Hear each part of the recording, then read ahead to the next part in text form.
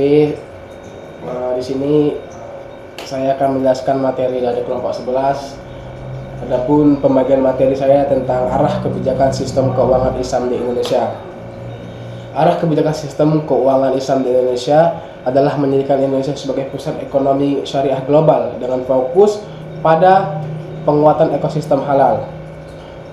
Fokus dan tujuan kebijakan itu ada 5 poin. Yang pertama, penguatan ekosistem. Yang kedua, pertumbuhan ekonomi syariah. Yang ketiga, peningkatan literasi dan inklusi. Yang keempat, transformasi ekonomi nasional. Yang kelima, tujuan besarnya mewujudkan pembangunan ekonomi yang inklusif. Adapun strategi implementasi adalah dengan penguatan KNEX. Apa itu KNEX? Yaitu Komite Nasional Ekonomi dan Keuangan Syariah. Dalam menjalankan tugas, KNEX melakukan fungsi-fungsi. Ada juga beberapa poin fungsi KNEX dalam menjalankan tugasnya, yaitu pertama, pemberian rekomendasi arah kebijakan dan program strategis. Yang kedua, pelaksanaan koordinasi dan sinkronisasi. Yang ketiga, perumusan dan pemberian rekomendasi. Yang keempat, pemantauan dan evaluasi atas pelaksanaan arah kebijakan. Itu yang materi yang bisa saya sampaikan. Lebih kurang saya mohon maaf. Nah, di sini selanjutnya saya akan menjelaskan bagaimana prinsip arah kebijakan keuangan Islam di Indonesia. Yang pertama itu adalah berlandaskan pada syariah, yang artinya arah kebijakan sistem keuangan di Indonesia ini tidak boleh adanya riba, tidak boleh adanya masyir dan gohar. Nah, yang kedua itu adalah penguatan regulasi pengawasan syariah, seperti penyempurnaan regulasi industri keuangan syariah yang seperti bank, asuransi, pasar modal, lalu memperkuat Dewan Pengawas Syariah.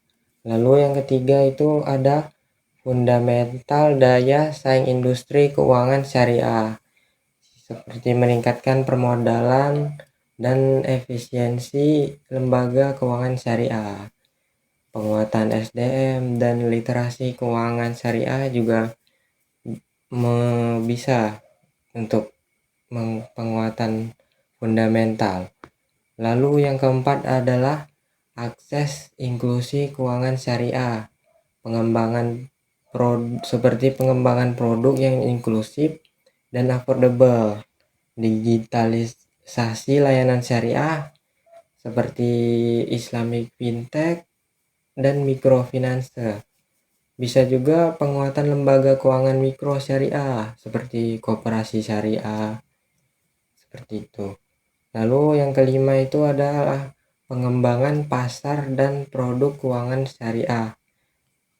Itu fokusnya pada inovasi produk. Inovasi produk itu seperti suku reksadana syariah, wakaf, dan lain-lain. Lalu ada pengembangan instrumen hedging syariah, pembiayaan hijau, atau bisa disebut green sukuk. Nah, yang keenam ini ada integrasi keuangan komersial dan sosial Islam.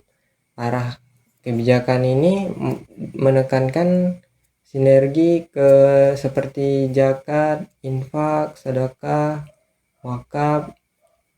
Nah, seperti itu. Lalu yang terakhir, yang ketujuh, itu adalah menjadikan Indonesia sebagai pusat ekonomi dan keuangan syariah global melalui pengembangan ekosistem halal, meningkatkan daya tarik investasi syariah dan suku global, lalu mendorong kolaborasi riset edukasi SDM bertaraf internasional. Baik, sekian dari saya. Arah kebijakan pemerintah dan visi ekonomi inklusif. Visi dan komitmen pemerintah menjadi faktor fundamental untuk menjadikan ekonomi dan keuangan syariah sebagai arus utama perencanaan pembangunan nasional. Wakil Presiden ke-13 Kiai Haji Ma'ruf Amin menegaskan bahwa Pengembangan ekonomi syariah memiliki prioritas yang terintegrasi dalam perencanaan ekonomi jangka panjang nasional dan perencanaan ekonomi jangka menengah nasional. Sebagai negara Muslim